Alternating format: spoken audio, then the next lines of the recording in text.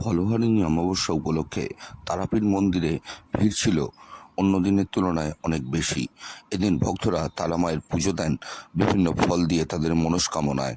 তারাপীঠ মন্দির সংলগ্ন এলাকাও এদিন যথেষ্টই ভিড় ছিল। আমরা দেখব তারাপীঠের সেই ছবি।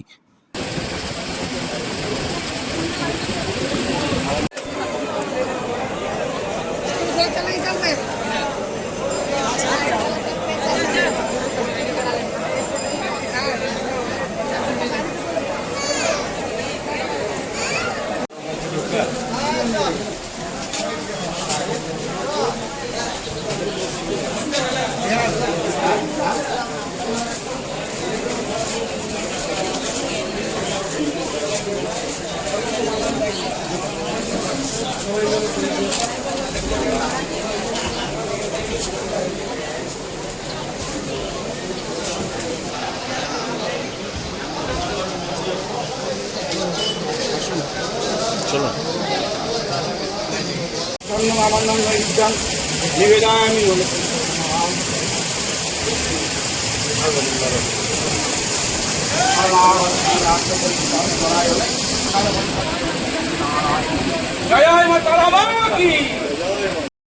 তারাপীঠ থেকে প্রবীর বসুর রিপোর্ট, সংবাদ 24।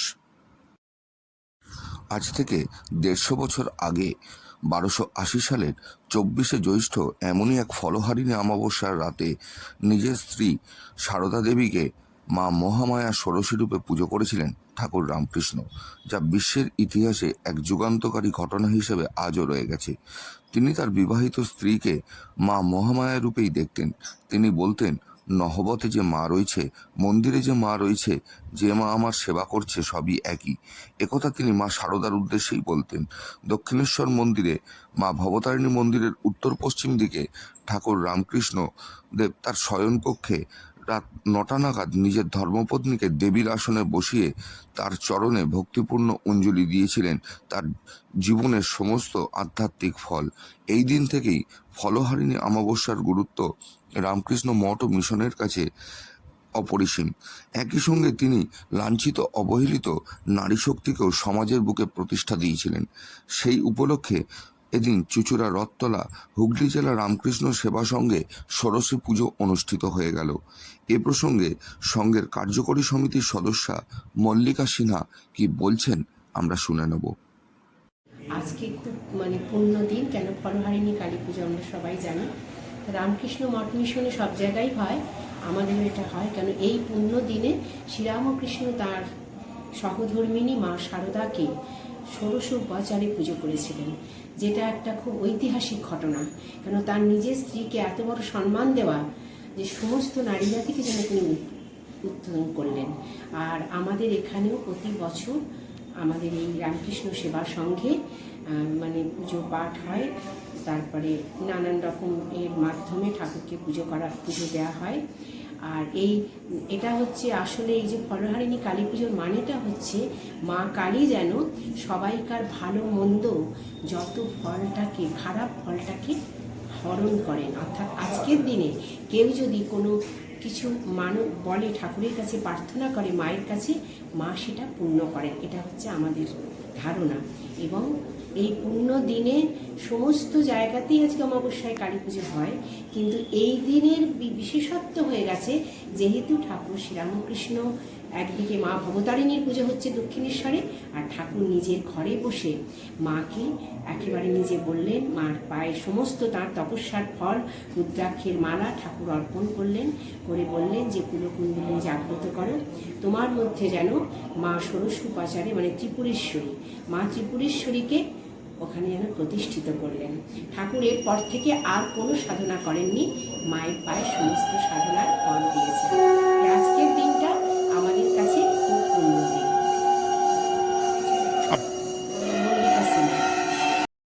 সৌমিত্র সিংহের রিপোর্ট, সংবাদ 24।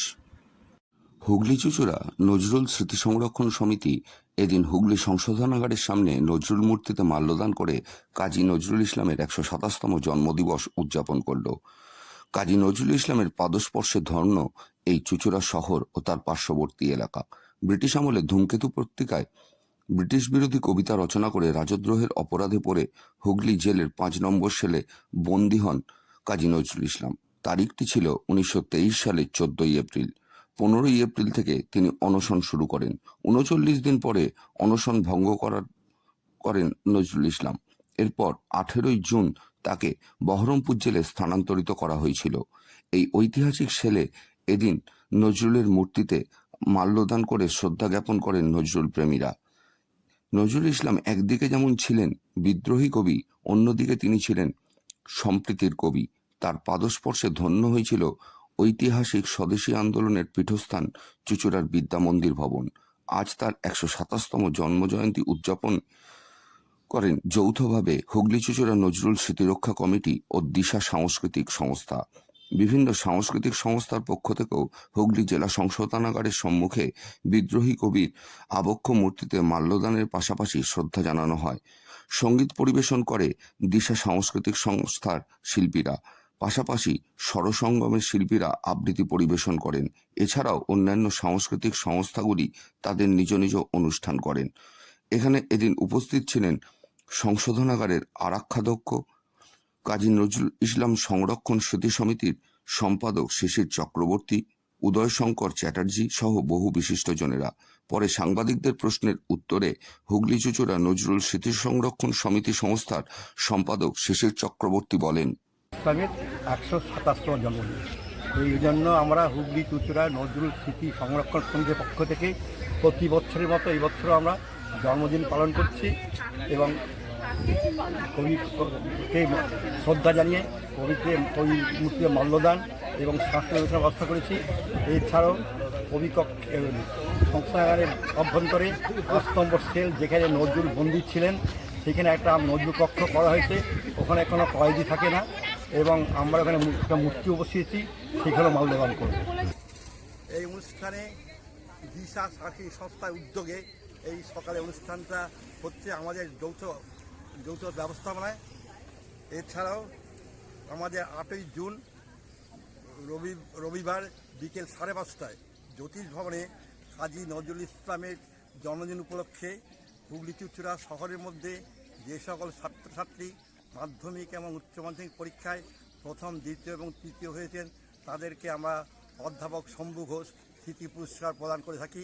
তিনি এই সমিতির প্রতিষ্ঠাতা সভাপতি ছিলেন। এছাড়াও কলা বিভাগে উচ্চ মাধ্যমিকে যে প্রথম স্থান অধিকার করেছে তাকে আমরা বিপ্লবী হামিদুল হক স্মৃতি পুরস্কার প্রদান করে থাকি। তাছাড়াও এই অনুষ্ঠানে বক্তব্য রাখবেন নজরুল সম্বন্ধে অধ্যাপক প্রণব কুমার দা এবং এরপরে সাংস্কৃতিক অনুষ্ঠান হবে। বিভিন্ন অনুষ্ঠানের সাংস্কৃতিক সংস্থার ছাত্রছাত্রীরা অনুষ্ঠান করবেন। দিশা সাংস্কৃতিক সংস্থা তার মধ্যে উল্লেখযোগ্য, তারা অনুষ্ঠান করবেন। আপনার নামটা? আমার নাম শিশির চক্রবর্তী, আমি এই সমিতির সাধারণ সম্পাদক। সৌমিত্র সিংহ ও শ্যামল সিনহার রিপোর্ট, সংবাদ 24। হুগলি জেলা তথ্য ও সংস্কৃতি দপ্তরের আয়োজনে বিদ্রোহী কবি নজরুল ইসলামের 127তম জন্মদিবস শ্রদ্ধার সঙ্গে পালন করা হলো। বৃষ্টিকে উপেক্ষা করেই এদিন চুঁচুড়ার রবীন্দ্র ভবনে হুগলি চুঁচুড়া এবং পার্শ্ববর্তী এলাকার প্রায় 21টি সাংস্কৃতিক দল মিলে নজরুল জন্মজয়ন্তী সাংস্কৃতিক কর্মধারায় যুক্ত হয়েছিল। প্রদীপ জ্বালিয়ে এদিনের অনুষ্ঠানের শুভ সূচনা করেন হুগলি জেলা পরিষদের সভাধিপতি রঞ্জন ধারা। কাজী নজরুল ইসলামের প্রতিকৃতিতে মাল্যদান করেন এদিন উপস্থিত বিশিষ্ট অতিথিরা। এদিন অতিথিদের মধ্যে উপস্থিত ছিলেন হুগলির জেলাশাসক মুক্তা আর্য, অতিরিক্ত জেলাশাসক তরুণ ভট্টাচার্য, জেলা পরিষদের কর্মাধ্যক্ষ তথা মেন্টর সুবীর মুখোপাধ্যায়, হুগলি চুঁচুড়া পৌরসভার পৌরপ্রধান অমিত রায়, তথ্য ও সংস্কৃতি দপ্তরের আধিকারিক প্রদীপ্ত আচার্য সহ বহু বিশিষ্টজনেরা। পরে এ বিষয়ে হুগলি জেলা পরিষদের কর্মাধ্যক্ষ তথা মেন্টর সুবীর মুখোপাধ্যায় কি বলছেন আমরা শুনব। বিরাট শিশু আনমনে তারকা রবি শশী পড়িয়া আছে পায়ের কাছে রাশি রাশি, নিত্য তুমি হে উদার, সুখে দুঃখে অভিতা। জীবনটা তার সংগ্রামের মধ্যে দিয়ে, লড়াইয়ের মধ্যে দিয়ে, সেনাবাহিনীতে নাম লেখানো, তারপর বারবার কারাবরণ করা এবং রবীন্দ্রনাথের থেকে অনুজ হবার পরেও বারবার রবীন্দ্রনাথ তার বিভিন্ন ব্যাপারে খবর নিতেন এবং যখন তিনি কারার অন্ধকারে তখন রবীন্দ্রনাথ ঠাকুর তার বসন্ত গীতিনাট্য তাকে উৎসর্গ করল। শিহরিত হয়েছিলেন কাজী নজরুল ইসলাম। শ্যামল সিনহার রিপোর্ট, সংবাদ 24।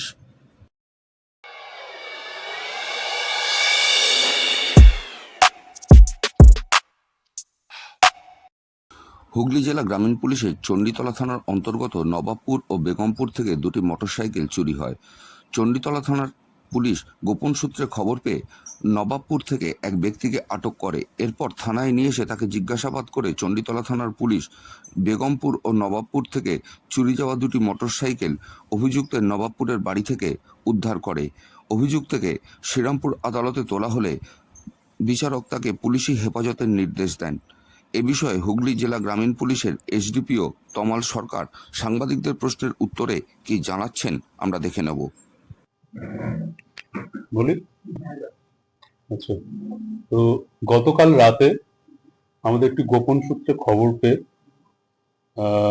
চণ্ডীতলা থানার পুলিশ, বিশেষ করে আমাদের প্লেন ক্লথ পার্টির যারা অফিসার আছেন, এখানে আমাদের শুভ ঘোষ, তমাল সামন্ত, এদের নেতৃত্বে আমরা নবাবপুর গুড়গুড়ি পোতা থেকে শেখ সাবির আলী পাটোয়ারি নামে একজন ব্যক্তিকে আমরা আটক করি এবং তাকে ইন্টারোগেট করে আমরা তার কাস্টডি থেকে দুটো চোরাই বাইক আমরা উদ্ধার করি। তার মধ্যে একটি কালো রঙের পালসার বাইক যার রেজিস্ট্রেশন নাম্বার WB18AA3343 এবং একটি নীল রঙের হিরো গ্ল্যামার বাইক যার রেজিস্ট্রেশন নাম্বার WB16AS6882। আপাতত এই দুটি বাইক আমরা উদ্ধার করি এবং এই উদ্দেশ্যে ওই ব্যক্তির বিরুদ্ধে আমরা একটি সুমোটো কমপ্লেন্ট, একটি সুমোটো কেস আমরা রেজিস্টার করি এবং এরপরে ওকে আমাদের পিসিতে এনে তারপরে এই ঘটনার সাথে এই তদন্তে আমরা পরবর্তী পর্যায়ে এগোবো যে এই ঘটনার সাথে আরো অন্যান্য কেউ বা ওর সাথে কোনো গ্যাং জড়িত আছে কিনা বা ও অন্য কোনো বাইক এর সাথে চুরি করেছে কিনা সেটা আমরা তদন্তের পরবর্তী পর্যায়ে আমরা সেটা দেখব। না, এটা আমরা একটি গোপন সূত্রে খবর পাই, ঠিক আছে, তো সেই খবরের বেসিসেই তাকে আটক করা হয় এবং তাকে ইন্টারোগেট করে এখনো অবধি এইটুকুই আমরা সংবাদ পেয়েছি এবং সে এটা স্বীকার করেছে। তো তারপর তাকে তার কাস্টডি থেকে আমরা এই দুটি বাইক আপাতত উদ্ধার করেছি। উনি এখানকার স্থানীয়, নবাবপুর গুড়গুড়ি।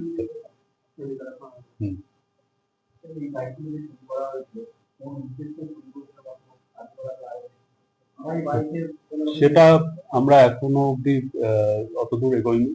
এটা আমরা তাকে পিসি এনে তারপর তাকে জিজ্ঞাসাবাদ করে এটা আমরা জানতে পারলে তখন আমরা জানিয়ে দেবো আপনাদের। বাইকগুলো একটি চুরি হয়েছিল বেগমপুর বাজার থেকে আর একটি চুরি হয়েছিল নবাবপুর থেকে।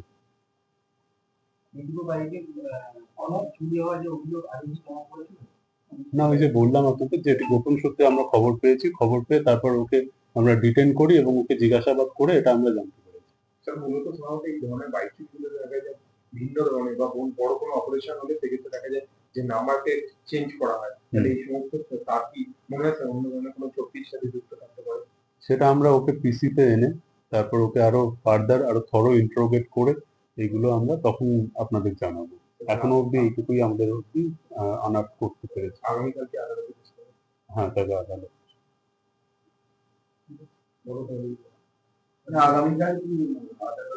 হ্যাঁ, আগামীকাল ওকে আদালতে পেশ করা হবে।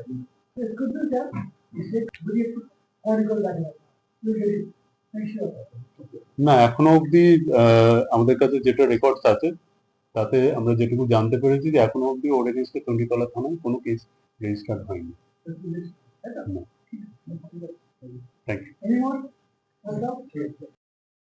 হুগলির চণ্ডীতলা থেকে প্রবীর বসুর রিপোর্ট, সংবাদ 24। সারা ভারত ফরওয়ার্ড ব্লক হুগলি চুঁচুড়া লোকাল কমিটির সম্মেলন অনুষ্ঠিত হয়ে গেল চুঁচুড়ায় হুগলি জেলা কমিটির কার্যালয়ে। 4টি শাখার সম্মেলনের পর লোকাল কমিটির সম্মেলন অনুষ্ঠিত হয়। 58 জন প্রতিনিধি এই সম্মেলনে যোগ দিয়েছিলেন। তাদের মধ্যে উল্লেখযোগ্য প্রণব ঘোষ, সুনীল সাহা, হরেকৃষ্ণ দাস, জগন্নাথ ঘোষ, সুভাষ দত্ত সহ বিশিষ্টজনেরা। এদিন সম্মেলনের পর 17 জনের একটি কমিটি গঠন করা হয়, যার সভাপতি নির্বাচিত হন জগন্নাথ ঘোষ এবং সাধারণ সম্পাদক নির্বাচিত হন সুভাষ দত্ত। পরে সাংবাদিকদের প্রশ্নের উত্তরে নবনির্বাচিত সভাপতি জগন্নাথ ঘোষ কি বলছেন আমরা শুনে নেব। আজকে আমাদের পার্টি সারবরাহ ফর ব্লকে হুগলি চুচুড়া লোকাল কমিটির সম্মেলন আমরা আজকে এখানে সম্পন্ন করলাম। আমাদের পার্টি এই লোকাল কমিটির সম্মেলন কিন্তু আমাদের আরও আগে হওয়ার কথা ছিল, কিন্তু আমরা বিভিন্ন কারণে করে উঠতে পারিনি। কিন্তু এখন পার্টির জেলা এবং রাজ্যের নির্দেশ অনুযায়ী আমরা আমাদের পার্টির সম্মেলন আমরা এবারে শেষ করলাম। প্রথম কথা হচ্ছে আমাদের হুগলি চুচুড়া লোকাল কমিটির 4টে ভাগে বিভক্ত। একটা 1 নম্বর অঞ্চল, তারপরে 2 নম্বর অঞ্চল, তারপরে 3 নম্বর অঞ্চল, তারপর 4 নম্বর অঞ্চল। এবার জোনাল 4 নম্বর অঞ্চলকে ঘিরে ব্রাঞ্চ, 4 নম্বর অঞ্চল ঘিরে আমাদের মূল যে কেন্দ্র সে লোকাল কমিটি, অর্থাৎ হুগলি লোকাল কমিটি। এই হুগলি লোকাল কমিটি আমরা আজকে সম্মেলন শেষ করলাম। আমাদের যারা ডেলিগেট অর্থাৎ পার্টির যারা সদস্য, একমাত্র সদস্য যারা, তারাই এই সম্মেলনে অংশগ্রহণ করতে পারবে, তার বাইরে কেউ করতে পারবে না। সেই জন্য আমাদের আজকে সম্মেলনে 50 জন যে আমাদের প্রতিনিধি আছে, 2-1 জন কমে গেছিলো, এই 50 জন আমাদের তারা এখানে এসছে, সম্মেলনে অংশগ্রহণ করেছে এবং সম্মেলনে তারা প্রত্যেকের বক্তব্য রেখেছে। এবং মূল কথা হচ্ছে যে আজকে ফরওয়ার্ড ব্লকের এই সম্মেলন থেকে যে লড়াইয়ের যে একটা প্রেরণা, সুভাষচন্দ্র বসুর নেতৃত্বে, নেতাজি সুভাষচন্দ্র বসুর নেতৃত্বে ফরওয়ার্ড ব্লক সৃষ্টি হচ্ছে, তার মধ্যে দিয়ে আজ সম্মেলন, এই সম্মেলনের যে লড়াইয়ের যে প্রেরণা, সংগ্রামের প্রেরণা এবং তার শপথ, এইটা আজকে প্রত্যেকটা কর্মী, প্রত্যেকটা ডেলিগেট আজকে তার গ্রহণ করেছে। এবং সম্মেলন আমরা আজকে সফল করে তুলতে পেরেছি, এটি আজকে মূল বক্তব্য। আপনার নামটা? আমরা জগন্নাথ ঘোষ। এই সম্মেলনে 3 জনের গুরুত্বপূর্ণ ব্যক্তি আসা হচ্ছিল। আমাদের শ্রদ্ধেয় নরেন্দ্রের, তিনি খুব অসুস্থ, তিনি আসার ইচ্ছা প্রকাশ করেছিলেন, তিনি আসতে পারেনি, কারণ সত্যি করে আসা সম্ভব না, তিনি খুবই অসুস্থ, প্রায় 90 বছরের বয়স। আর আমাদের এখানকার সকলের প্রিয় প্রাক্তন ভাইস চেয়ারম্যান মারুতি ঘোষ, তিনি অসুস্থ, তিনি আসতে পারেননি। আর আমাদের প্রাক্তন ফরওয়ার্ড ব্লকের শ্রমিক নেতা এবং আমাদের লোকাল কমিটির সফল ছিলেন বক্তৃতা গুপ্ত, তিনি আসতে পারেন। এই 3 জন আমাদের আজকে সম্মেলন থেকে আমাদের 18 জনের কমিটি তৈরি হচ্ছে। এই 18 জন কমিটির মধ্যে চেয়ারম্যান জগন্নাথ ঘোষ, সাধারণ সম্পাদক সুভাষ দত্ত এবং সহসভাপতি নিমাই সাহা। চুচুড়া থেকে প্রবীর ঘোষালের রিপোর্ট, সংবাদ 24।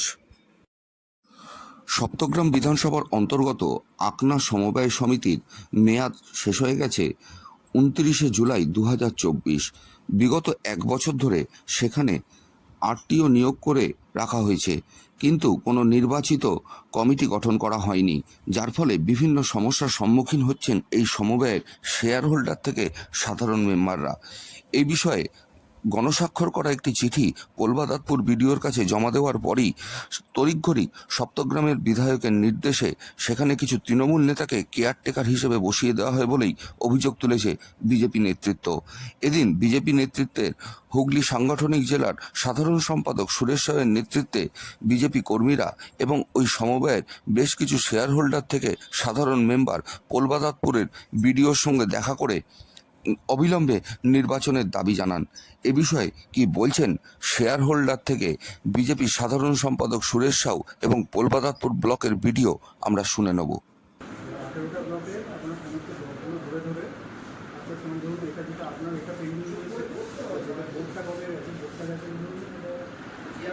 বলতে চাইছি যে এতগুলো যত শেয়ার হোল্ডার আছে তারা সবাই মিলেই আমার সহযোগিতা করে সেটাকে পুরো বন্ধ করে দেওয়া হয়েছে। ওইটা যেন সবাই চালু থাকে, সব সমানভাবে পায় সব কিছু জিনিস, এবং তাদের ঘরে ডেকে যেরকমভাবে চিঠি দিয়ে ডেকে নিমন্ত্রণ করে মিটিং ফিটিং করতো সেটা যেন করে, এইটুকুই আমাদের। আর নির্বাচনে যেন হয়। নাম? আমার নাম হচ্ছে হরিপদ রায়। 2024 জুলাই আকনা সমবায়ে নির্বাচনের প্রসেস ঘোষণা হয়েছে। সুতরাং আজকে আমরা 2025-এর 26শে মে এই জায়গায় আমরা দাঁড়িয়ে রয়েছি। এখনো পর্যন্ত এই জায়গায় নির্বাচন এখনো পর্যন্ত করে উঠতে পারেনি প্রশাসনের লোকেরা। সিআই সাহেবের কাছে আজকে আমরা এসেছিলাম যে এই জায়গায় এখনো পর্যন্ত নির্বাচন কেন হয়নি, আর একটা বিষয় রয়েছে তার সঙ্গে, প্রায় 6 জন তৃণমূলের স্থানীয় নেতাদের কেয়ারটেকার হিসাবে ওখানে বসিয়ে দেওয়া হচ্ছে। এরকম কেন? যেখানে ওখানকার যারা ওই সোসাইটিতে যারা রয়েছে, যারা মেম্বার রয়েছে, যারা ওই সোসাইটিতে শেয়ার হোল্ডার যাদের রয়েছে, তাদের ইচ্ছে হচ্ছে ওখানে ভোট হোক। এতদিন ধরে কেন ভোট হচ্ছে না? ভোটের রেজাল্ট যেটা হবে সেটা আমরা মেনে নেব, কিন্তু ভোট হচ্ছে না। দীর্ঘদিন যাবৎ কেয়ারটেকার বসিয়ে এই সমবায়টা চালানো হচ্ছে। সুতরাং আমাদের কাছে এসছে খবরটা, তো আমরা সেই অনুযায়ী আজকে সিআই সাহেবের সঙ্গে দেখা করলাম পূর্বদাতপুর ব্লকে। তিনি আশ্বাস তো করেছে যে শনিবারের ভেতরে কাজ শুরু হয়ে যাবে। যদি এই কাজ শনিবারের মধ্যে শুরু হয় তো খুব ভালো, আর যদি না শুরু হয় তাহলে তো আমাদের বিকল্প আন্দোলনের রাস্তা খোলা আছে, আমরা সেই পথ ধরে এগাবো। তাহলে এখানে আপনারা জানেন যে 2020 মার্চ মাস থেকে যে করোনার যে আবহাওয়া ছিল, সেই সময় থেকে আমাদের ইলেকশনগুলো টোটাল বন্ধ আছে, সমবায় সমিতির ইলেকশনগুলো। সেই সমবায় সমিতির ইলেকশনটা বন্ধ, সেই জটটা কেটেছে ফাইনালি এসে আপনার 2024-এর 7 নম্বর মাসে, অগাস্ট নয় জুলাই মাসে এসে। এবার তারপর থেকে যখন দেখা যাচ্ছে যে আমাদের যে হুগলি জেলার 18টা ব্লক আছে, 18টা ব্লকে প্রায় আপনার 350 থেকে 400-এর উপর সমবায় সমিতির ইলেকশন পেন্ডিং পড়ে রয়েছে। তো এই সমবায় সমিতির যে ইলেকশনগুলো পেন্ডিং করেছে, আমাদের সমস্ত ব্লকেই ইলেকশন করতে হচ্ছে। আমাদের টোটাল স্টাফ হচ্ছে মাত্র 26 জন। এই 26 জন মানে আমাদের লিমিটেড রিসোর্স রয়েছে, লিমিটেড ম্যান পাওয়ার রয়েছে, সেটাকেই কিন্তু আমাদেরকে বিভিন্ন জায়গায় টোটাল ইউটিলাইজ করে 18টা ব্লকে ইলেকশন করতে হচ্ছে, এতগুলো ইলেকশন। সেই জন্য অন্যান্য ব্লকেও যদি আপনারা যান, সেখানেও দেখবেন পেন্ডিং করে রয়েছে। কিছু ইলেকশন হয়েছে, কিছু ইলেকশন পেন্ডিং রয়েছে। এখানেও দেখবেন সরকলা শ্রীরামপুর হয়েছে, বা এরকম আমনান হয়েছে, এরকম কয়েকটা ইলেকশন হয়েছে, কিছুগুলো আপনার পেন্ডিং করে রয়েছে। কারণ প্রত্যেকটা ব্লকে একটা দুটো করে করা হচ্ছে, বাকি ব্লকগুলোতে করতেছে। সব জায়গাতেই সবাই চাইছেন যে স্বাভাবিক এটা পেন্ডিং করে রয়েছে। আমি যদি আপনাদের জায়গা হই, আমিও চাইব যে আমার কাছের যে সমিতি আছে সেটা তাড়াতাড়ি হবে। তো সেটাও সবাই চাইছেন, সেরকম সেই আবেদনে সাড়া দিয়ে আমাদের যেটুকুন করা যায়, আমাদের যেরকমভাবে ম্যানেজমেন্ট করে এটা করার চেষ্টা করা হচ্ছে সেই হিসাবে।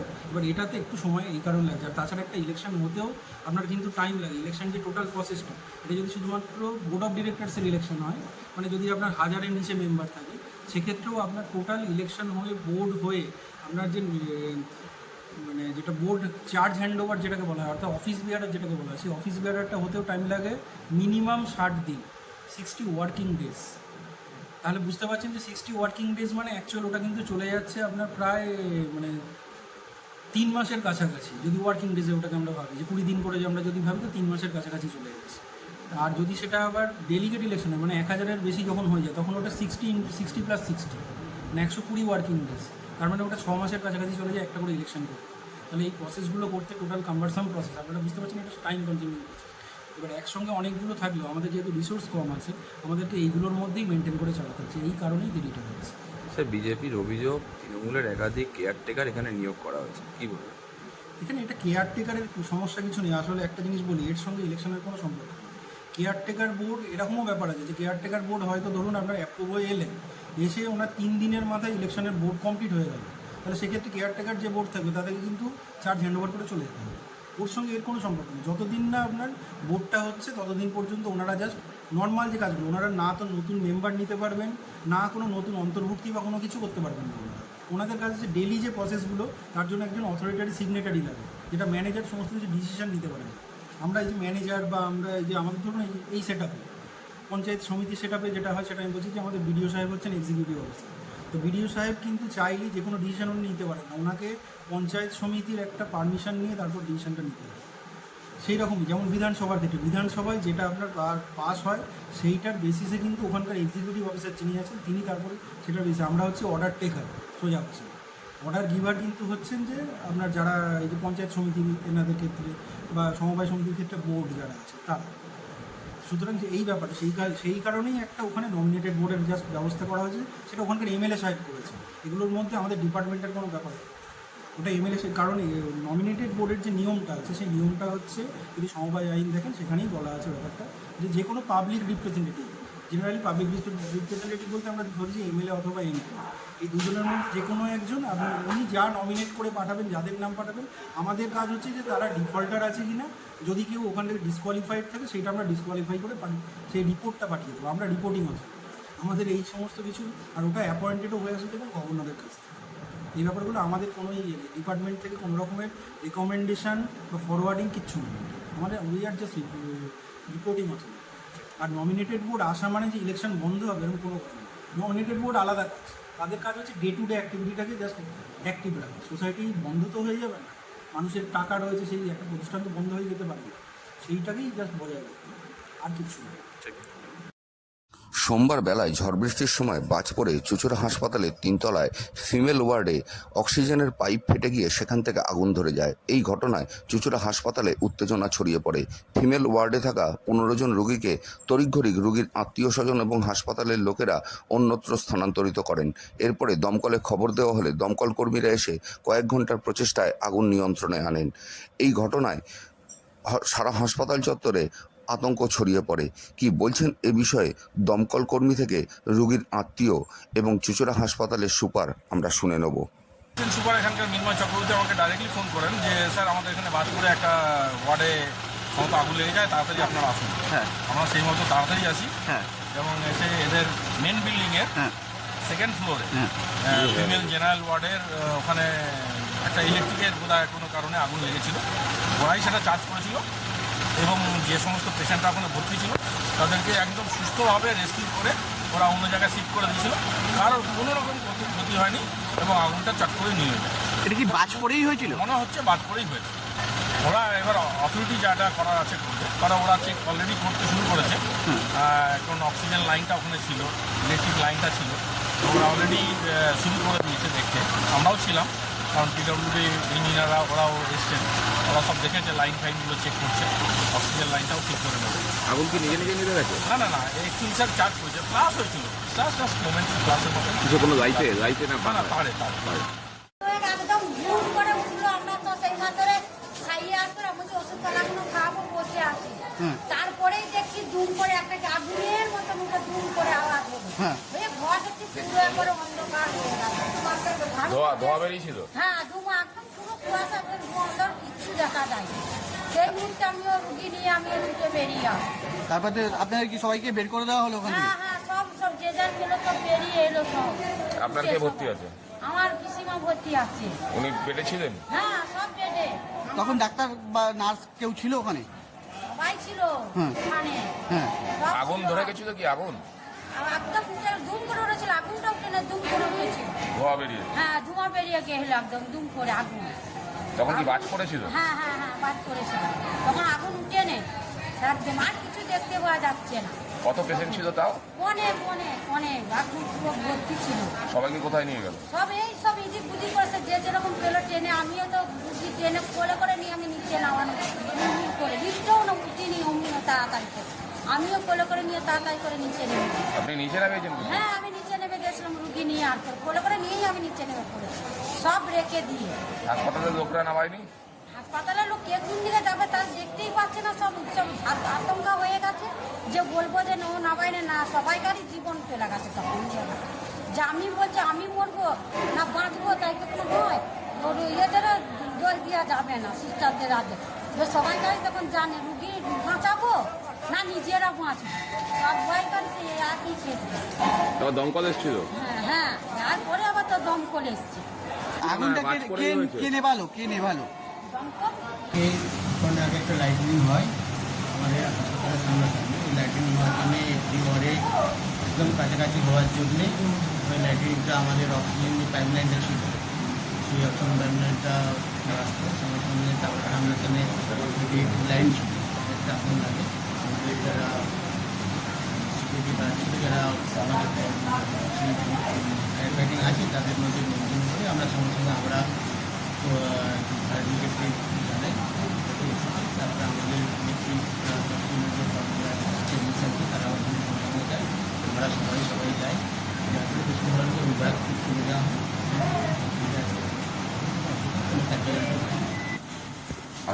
আগুন কি ধরেছিল না ধোয়া হয়েছিল? কি অক্সিজেনের পাইপ? ভিতরে অক্সিজেন পাইপ আর সঙ্গে সঙ্গে একটা আমাদের ইলেকট্রিক লাইন ছিল, তো আমরা সঙ্গে সঙ্গে অক্সিজেনের সেন্ট্রালি বন্ধ করি আর লাইটটা করি। কারো কোনো ক্ষতি হয় না। সোমবার সকাল থেকে দুপুর অবধি দফায় দফায় বৃষ্টিতে জলমগ্ন হয়ে যায় চুঁচুড়া বিস্তীর্ণ এলাকা। কোথাও হাঁটু জল, তো কোথাও রাস্তা ডুবে গেছে, গাড়ি চলাচলে বিঘ্ন ঘটেছে। তবে বৃষ্টি থামার পর বেলা বাড়ার সাথে সাথে জল নেমে গেলে আবার স্বস্তি ফেরে এলাকার মানুষের মধ্যে। তার আগে এই বিস্তীর্ণ রাস্তা নদী পথের চিত্র আমরা দেখে নেব।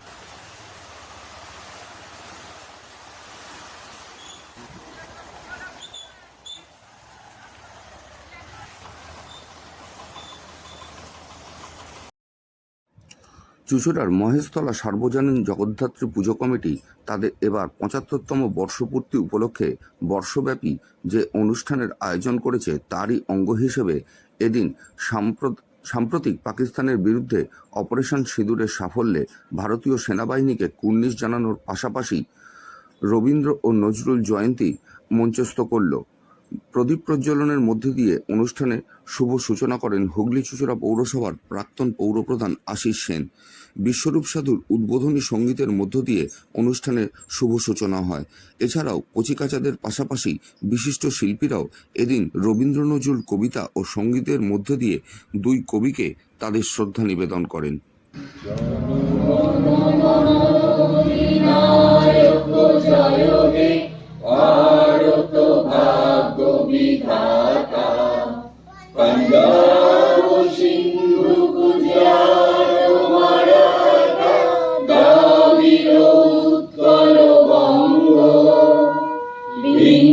হিমাচল যমুনা গঙ্গা উচ্চল জলধি তরঙ্গ তব শুভ নামে জাগে তব শুভ আশিস মাগে গাহে তব জয় গাথা জনগণ মঙ্গল দায়ক জয় হে ভারত ভাগ্য বিধাতা জয় হে জয় হে জয় হে জয় জয় জয় জয় হে। সৌমিত্র সিংহ রিপোর্ট, সংবাদ ২৪।